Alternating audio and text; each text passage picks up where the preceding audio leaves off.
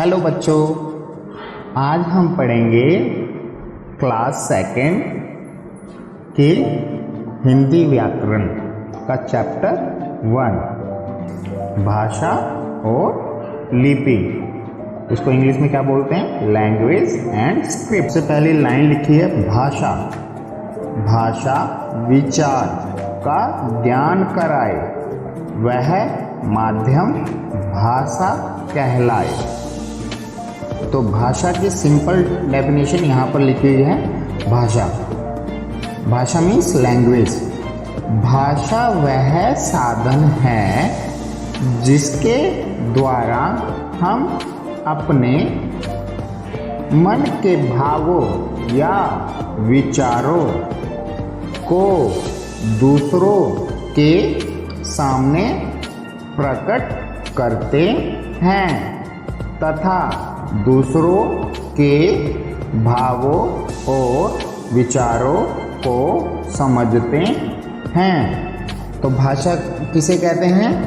भाषा वह साधन है जिसके द्वारा हम अपने भावों या विचारों को दूसरों के सामने प्रकट करते हैं और दूसरों के भावों और विचारों को समझते हैं। तो उसको क्या कहते हैं? भाषा कहते हैं। भाषा के रूप, भाषा के रूप दिए गए चित्रों को ध्यान से देखो, उनके नीचे लिखे वाक्यों को पढ़ो और समझो। तो सबसे पहला चित्र है, उसमें नीचे लिखा हुआ है दादी कहानी सुना रही है। तो दादी, तो भाषा के बेसिकली 3 रूप होते हैं। भाषा के कितने रूप होते हैं? भाषा के 3 रूप होते हैं। नंबर 1 मौखिक भाषा, नंबर 2 लिखित भाषा, नंबर 3 सांकेतिक भाषा। तो इनकी हम डेफिनेशन आगे पढ़ेंगे। अभी आपको मैं इन चित्रों के माध्यम से बताता हूँ। दादी कहानी सुना रही है। तो दादी कहानी कैसे सुना रही है? दादी कहानी बोलकर सुना रही है।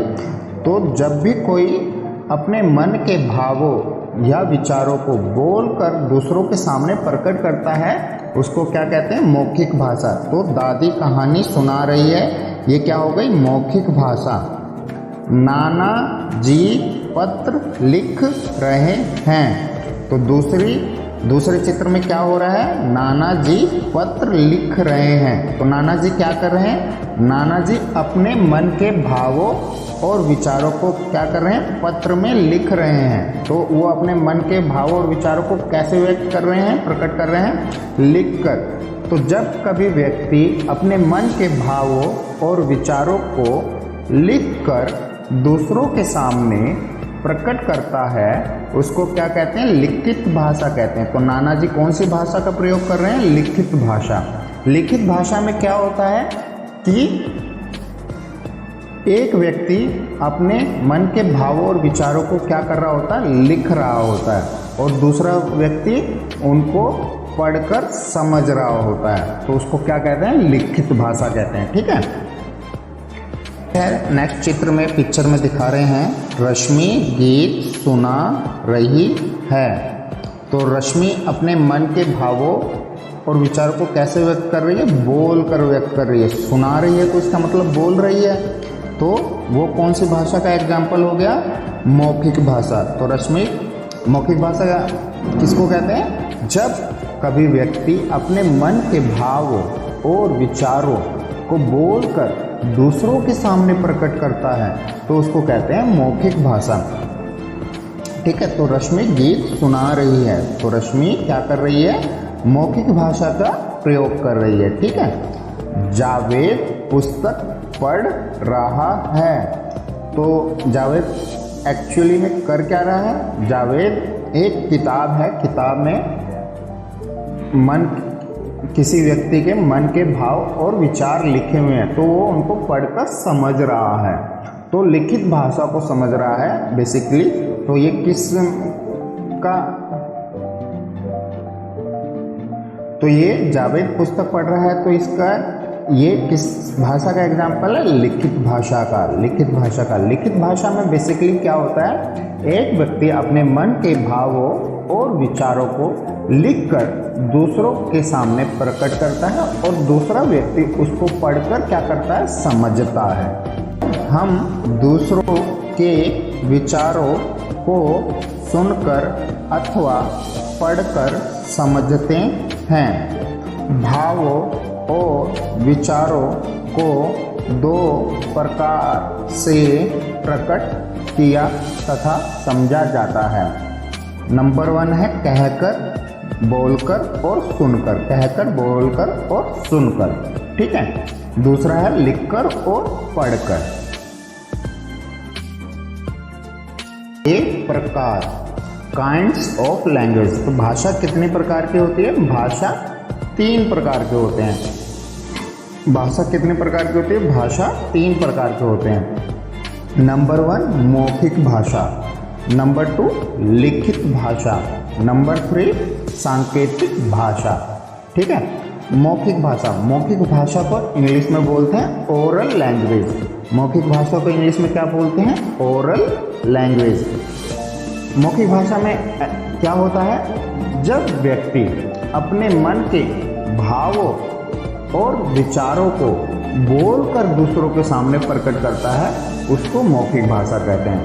तो आइए हम पढ़ते हैं बुक में क्या लिखा है। जब मौखिक भाषा, जब हम अपने मन के भावों व विचारों को बोलकर प्रकट करते हैं तो उसे मौखिक भाषा कहते हैं, ठीक है। जब व्यक्ति अपने मन के भावों और विचारों को बोलकर दूसरों के सामने प्रकट करता है, उसको कहते हैं मौखिक भाषा। लिखित भाषा, लिखित भाषा को इंग्लिश में कहते हैं रिटन लैंग्वेज। क्या कहते हैं? Written language.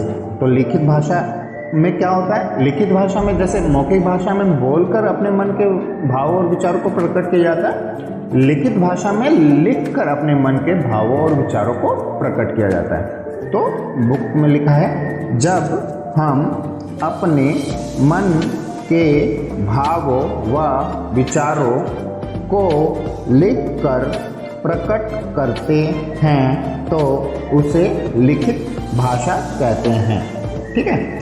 अब तीसरा है हमारा सांकेतिक भाषा। इसको इंग्लिश में बोलते हैं साइन लैंग्वेज। आपने देखा होगा कि जब कभी हम कोई व्यक्ति हमारे सामने खड़ा होता है तो हम उसको कुछ इशारा करते हैं। इशारा करके हम उसको अपने मन के भावों व विचारों को समझाने की कोशिश करते हैं, तो उसको कहते हैं सांकेतिक भाषा, ठीक है। जब हम अपने मन के भावों व विचारों को संकेत के माध्यम से प्रकट करते हैं तो उसे सांकेतिक भाषा कहते हैं। क्या कहते हैं? सांकेतिक भाषा। अन्य भाषाएं, अदर लैंग्वेजेस।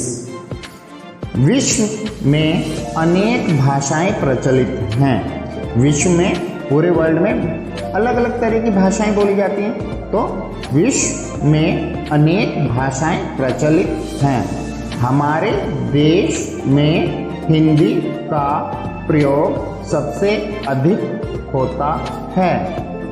हिंदी हमारे देश की राष्ट्रभाषा है। इसी प्रकार विदेशों में जो भाषाएं बोली जाती हैं उनके भी अपने अपने नाम हैं। जैसे रूस में रूसी बोली जाती है, जर्मन में जर्मनी बोली जाती है, अमेरिका, लंदन वगैरह में अंग्रेजी बोली जाती है, फ्रांस में फ्रेंच बोली जाती है आदि। हिंदी के अतिरिक्त हमारे देश में अलग अलग राज्यों में विभिन्न भाषाएं बोली जाती हैं। हमारे देश में हिंदी के अतिरिक्त बहुत सारी भाषाएं बोली जाती हैं ना, जैसे उर्दू भी बोली जाती है, अंग्रेजी भी बोली जाती है, संस्कृत भी बोली जाती है। लिपि, अब क्या है? लिपि। लिपि को इंग्लिश में बोलते हैं स्क्रिप्ट। भाषा को लिखने के लिए जिन चिन्हों का उपयोग किया जाता है उन्हें लिपि कहते हैं। तो भाषा को लिखने के लिए बेसिकली जिन चिन्हों का उपयोग किया जाता है उनको लिपि कहते हैं। क्या कहते हैं? लिपि कहते हैं। तो लिपि की डेफिनेशन को एक बार और रिपीट करते हैं। भाषा को लिखने के लिए जिन चिन्हों का उपयोग किया जाता है उन्हें लिपि कहते हैं। हिंदी भाषा की लिपि देवनागरी है। हिंदी भाषा की लिपि कौन सी है? देवनागरी है। कुछ प्रमुख भाषाओं की लिपियां निम्न हैं। कुछ प्रमुख भाषाओं की लिपियां इस टेबल में दी गई हैं। ठीक है, तो ऊपर क्या लिखा है? भाषाएं लिखी हैं और नीचे क्या लिखी है? उनकी लिपि लिखी है। हिंदी की लिपि देवनागरी है। हिंदी की लिपि क्या है? देवनागरी। अंग्रेजी की लिपि क्या है? रोमन। अंग्रेजी की लिपि क्या है? रोमन। संस्कृत की लिपि क्या है? देवनागरी। तो देवनागरी दो भाषाओं की लिपि है, हिंदी और संस्कृत। उर्दू भाषा की लिपि क्या है? फारसी। उर्दू भाषा की लिपि क्या है? फारसी। पंजाबी भाषा की लिपि क्या है? गुरुमुखी। तो पंजाबी भाषा की लिपि क्या है? गुरुमुखी। अब पढ़ते हैं व्याकरण। व्याकरण की डेफिनेशन। व्याकरण को हम लोग बोलते हैं इंग्लिश में क्या बोलते हैं? ग्रामर। व्याकरण को क्या बोलते हैं? ग्रामर। किसी भाषा को शुद्ध रूप में लिखने और बोलने का ज्ञान कराने वाले विशेष ज्ञान को व्याकरण कहते हैं। व्याकरण किसको कहते हैं? किसी भी भाषा को शुद्ध रूप में लिखने और बोलने का ज्ञान कराने वाले विशेष ज्ञान को क्या कहते हैं? व्याकरण कहते हैं। तो व्याकरण की डेफिनेशन क्या हुई? किसी भाषा को शुद्ध रूप में लिखने और बोलने का ज्ञान कराने वाले विशेष ज्ञान को व्याकरण कहते हैं।